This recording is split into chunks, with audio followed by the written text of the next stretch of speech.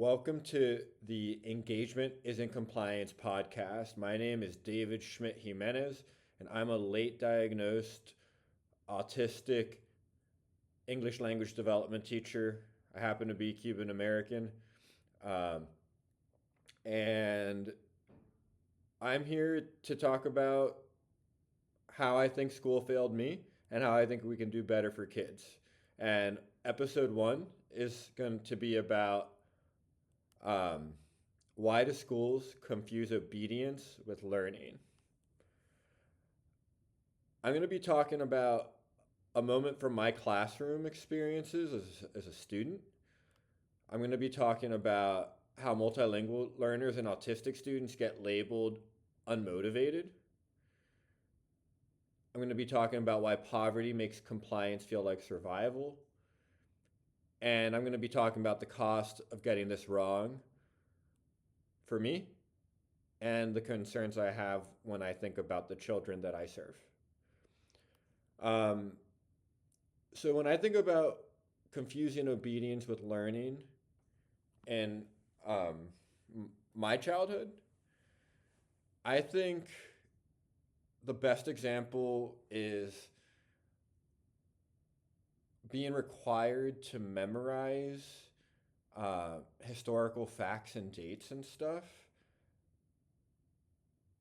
in order to be allowed to enter the classroom without ever actually synthesizing that information in ways that were analytical. It was all about just memorizing and regurgitating information. And I remember the reason I'm connecting this with obedience is because we had to do that to get access to the classroom in the morning. And if we couldn't answer enough questions right with this teacher, that teacher would not let us in their room. They would pretty much kind of give us like a temporary like morning detention and line us up for a consequence and just grill us and make us feel bad for not memorizing information. And I'm sure she thought that she was doing us a favor by like teaching us to like get the good habit of like memorizing and studying. But I always knew and understood internally that memorizing that information was pretty useless. And I was good at it. And maybe that's why it was so frustrating for her as a teacher, is that she knew I had the ability to do it and I just chose not to. And then why did I choose not to? What was that about? And it used to be that I was called lazy or arrogant or rude, bad sometimes, just a bad kid, like a disobedient kid. That was a good one too. And absolutely, I was disobedient. But I wasn't disobedient in like a way that was like trying to hurt people. It was always disobedient, like, that doesn't make sense. Why are you making me do that? Why are you asking me to do that? And totally understand that when adults are confronted with children that ask good questions and like question why do you do things the way you do it and why are you making me do things, how that can be really frustrating because it frustrates me sometimes too. Um, at the same time, it's totally valid. And we can learn so much when kids question us and ask us why we do things. If we listen and we reflect and we take them seriously. And so that experience with that teacher, that was so stressful. And I doubt any of us actually retained any of that information.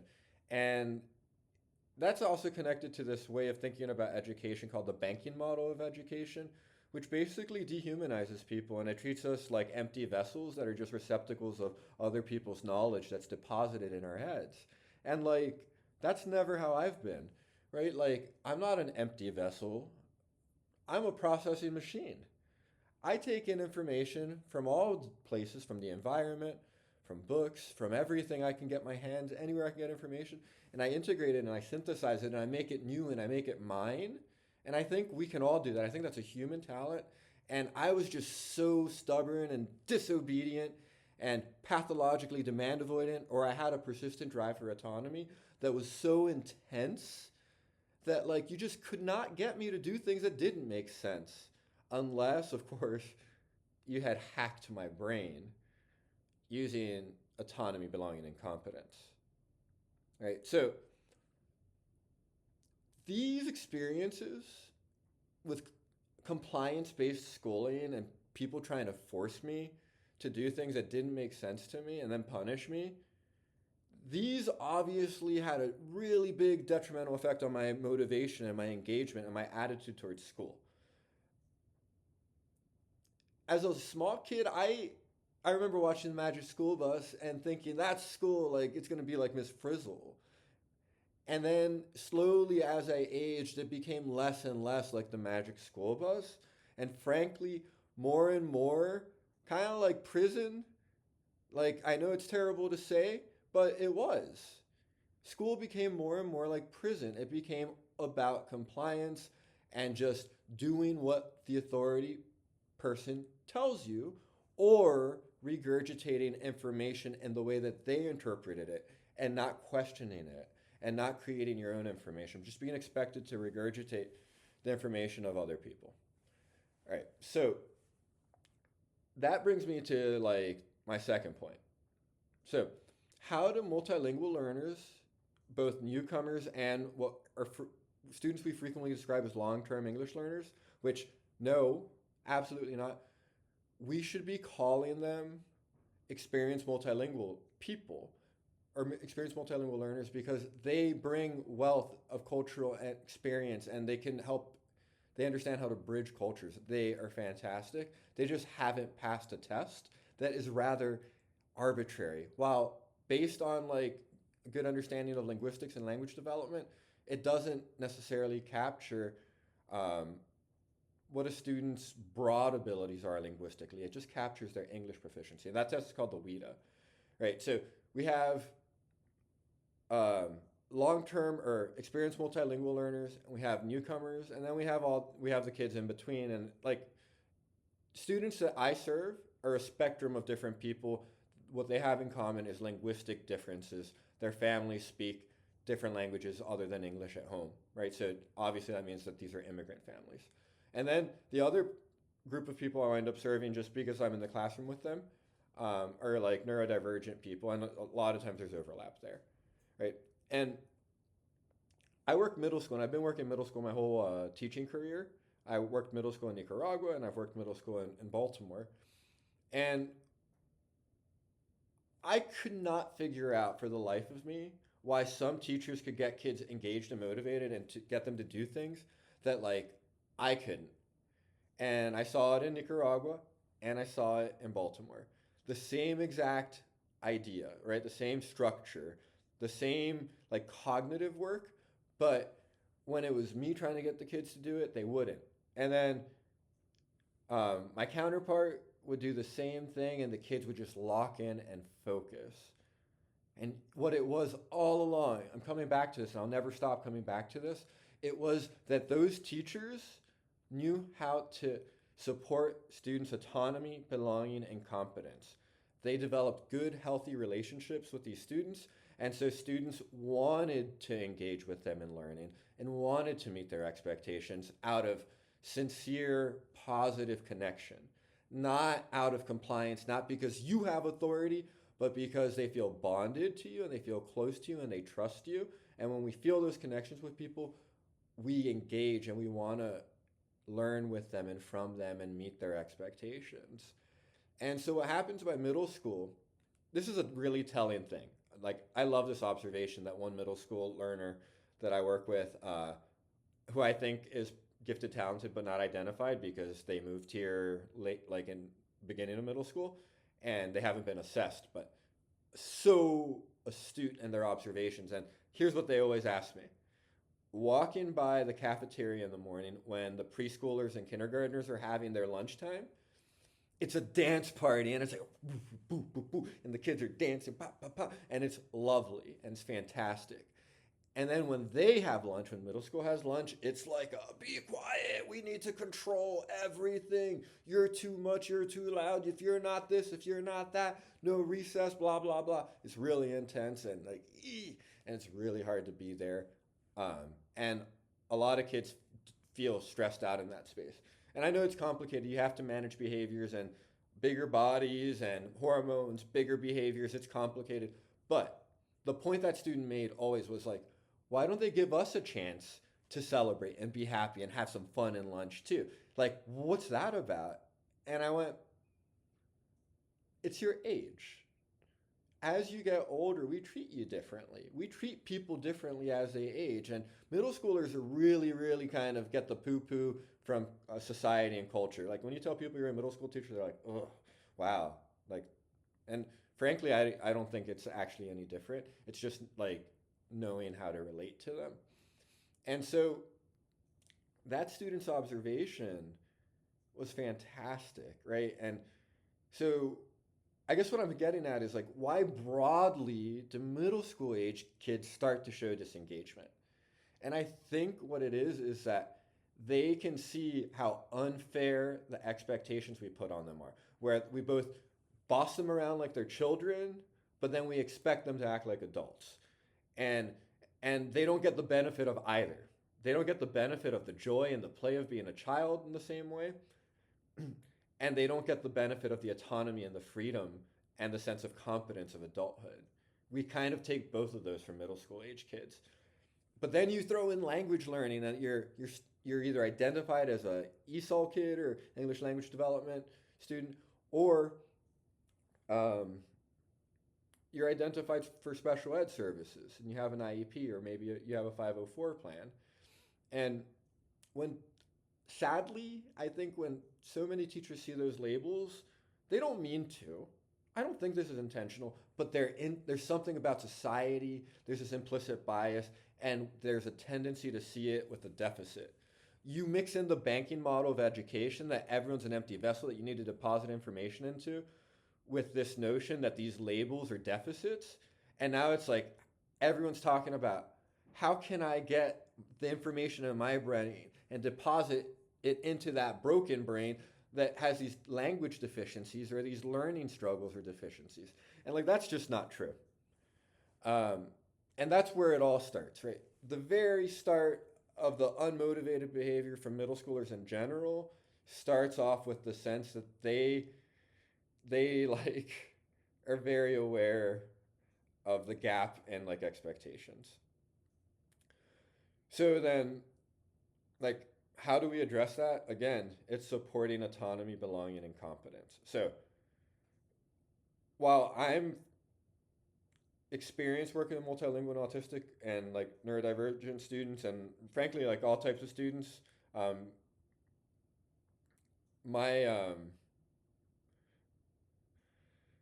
my view is that everything I say is good for all kids and it's good for all people, because self-determination theory, where that autonomy, belonging, competence thing I keep talking about comes from, it's about humans. It's about human engagement and human well-being and human motivation and how we create like positive feedback loops that keep us hungry and like consuming the the fruits of reality of like that make being fascinating and rewarding, right? That's what self-determination theory. It's awakening that by meeting our human needs that I think in traditional societies and traditional ways of learning and engaging with other people in community, we we were more effective at in some societies at doing that. Like, but that's a whole nother topic. Um, so now, um, why does poverty make compliance feel like survival?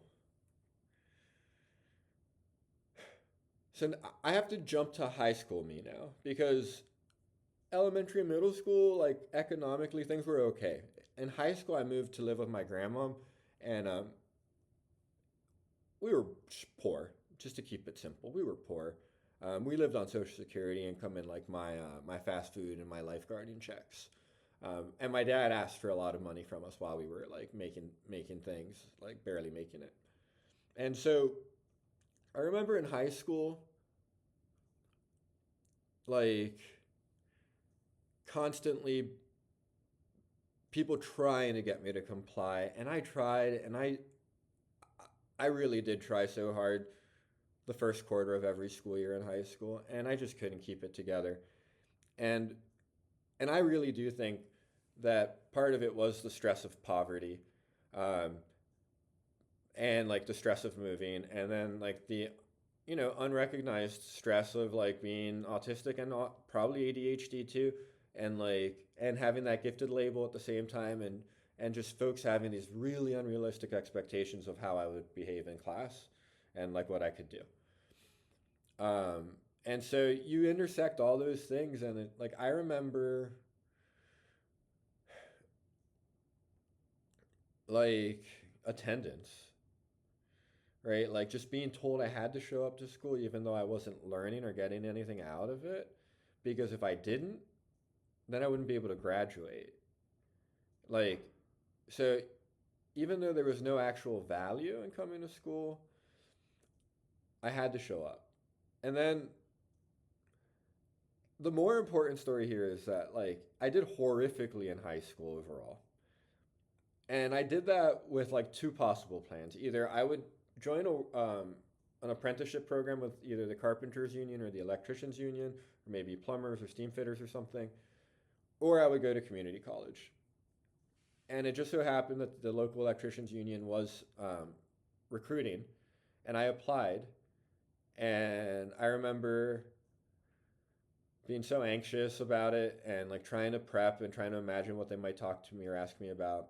And I remember being nervous that they had asked for my high school transcript because I knew it was trash and I knew the obscene amount of absences I had and all that. And so it was a panel interview. They just couldn't take their eyes off my attendance and my grades, and said I was kind of a joke and they didn't take me seriously, and like really shouldn't be applying. I didn't even have like construction experience, not to mention I was a bad student. Like they told me to get a job at Best Buy, and they told me I needed to get my act together if I wanted to basically like be an adult. And that was when I went, "Oh, that's what the compliance was about." The compliance was if I didn't comply, there'd be a record of my non-compliance. And now that there's this record, now they're taking opportunities from me because I refused to comply in a system that wasn't meeting my needs, that didn't make sense for me. And I refused to comply out of survival to like protect my brain and stay regulated. I opted out of a lot of things related to school. And it came back and it bit me in the butt in the most brutal way it could have. And I cried a lot for a few days after that. I felt like awful because I knew I could be an electrician. Like I'm good at reading diagrams and the math of that electricians have to do. I would have been fantastic at it. It's sad because I know I would be, and part of me still wishes I was an electrician. And that is like now as a teacher, when I tell kids that compliance, I don't say it like that, but I try to teach them like your survival, unfortunately, in this system depends on your compliance with these rules, because there are people keeping a tally of your attendance and your grades, and there are some people that are going to look at it in the long run. And so you, even if this system doesn't always make sense and it's not meeting your needs and how it's done, you still need to be compliant and you need to figure out how to do both. And I got to tell kids that in like a gentle way.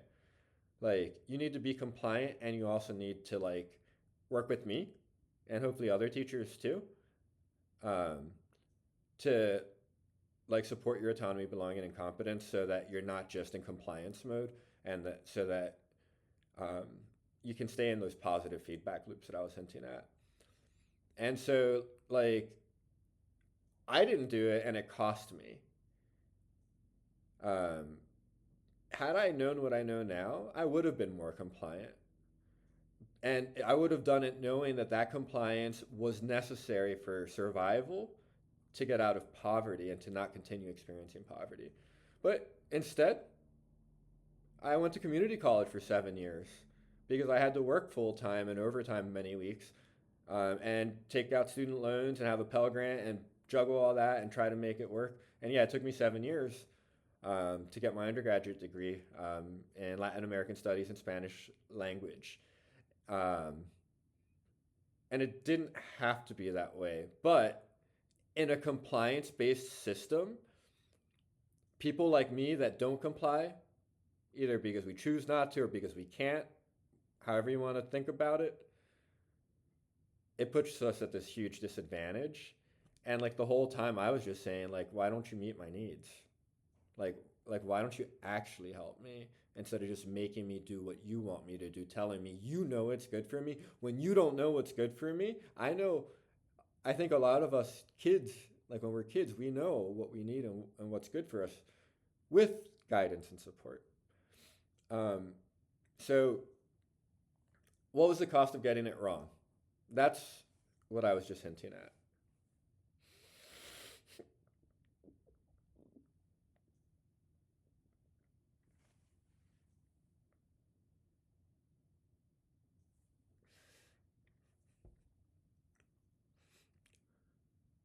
The cost of getting this wrong is putting kids in the school to prison pipeline. It's putting kids in the school to addiction pipeline. It's putting kids in the school to poverty pipeline. That's the cost of an obedience based school system that doesn't see people as people but empty vessels which we need to deposit knowledge into, and not as human beings that can synthesize information and create instead of just have to remember other people's knowledge. We break people. We break children.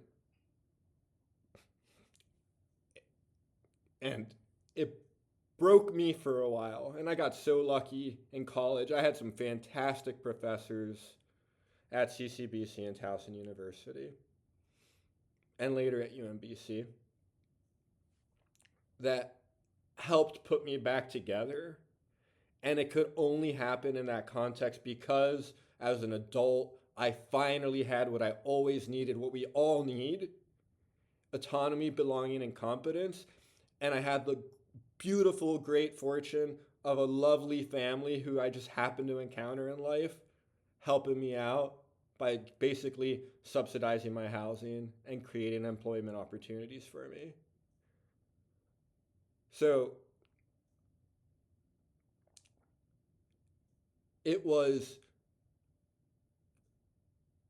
chance. It was that I had the right professors at the right time when I was struggling, and that I had a support system in that family I'm talking about and giving me housing and employment. And that's why I didn't become a drug addict. And that's why I didn't wind up in prison. My father was a drug addict.